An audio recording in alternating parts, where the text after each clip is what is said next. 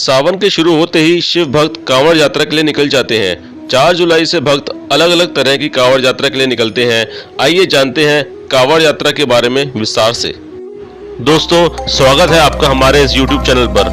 आगे बढ़ने से पहले एक छोटी सी रिक्वेस्ट है कि अगर आपने अभी तक मेरे इस चैनल को सब्सक्राइब नहीं किया है तो जल्दी से कर लें और रेगुलर नोटिफिकेशन पाने के लिए बेल आइकन को जरूर प्रेस कर दें।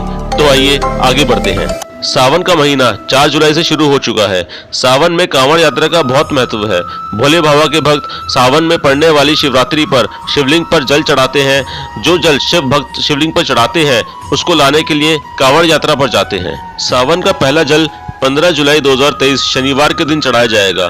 कांवड़ यात्रा के जरिए भक्त भोले बाबा को अपनी भक्ति दिखाते हैं, जिसमें पवित्र गंगा नदी से भक्त जल लेकर आते हैं और शिवालय पर चढ़ाते हैं। आइए जानते हैं कांवड़ यात्रा क्या होती है। सावन महीने में शिव के भक्तों द्वारा पवित्र नदी से जल लाने की यात्रा को कांवड़ यात्रा कहते हैं। भक्त नदी से जल लाते हैं और शिवरात्रि के दिन शिवलिंग पर चढ़ाते हैं या भोलेनाथ का जल अभिषेक करते हैं।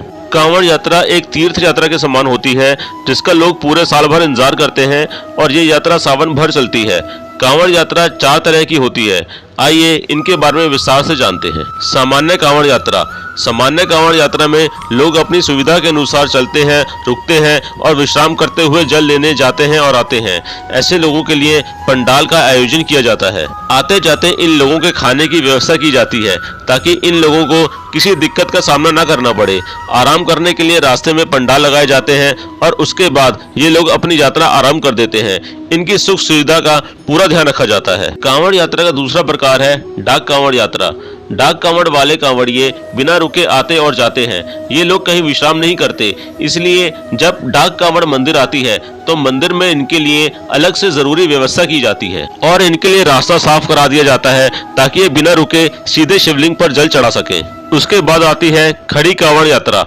खड़ी कांवड़ यात्रा में कांवड़ अपने साथ 2-3 लोगों को लेकर चलते हैं ताकि जब वो थक जाएं तो दूसरे सहयोगी कांवड़ लेकर आगे बढ़ते रहें।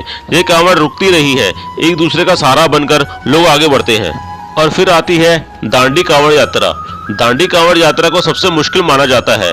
इसमें शिव भक्त एक नदी के तट से शुरू कर दंडवत यानी लेटकर एक जगह से दूसरी जगह तक यात्रा पूरी करते हैं। इस यात्रा को पूरी करने में महीने भर का समय भी लग जाता है। आइए जानते हैं किसने की थी पहली कांवड़ यात्रा। बता दें कि पहली कांवड़ यात्रा भगवान परशुराम ने की थी। उन्होंने हरिद्वार से गंगा का जल लाकर शिवलिंग का अभिषेक किया था। आइए जानते हैं सावन शिवरात्रि 2023 जल चढ़ाने के शुभ मुहूर्त के बारे में।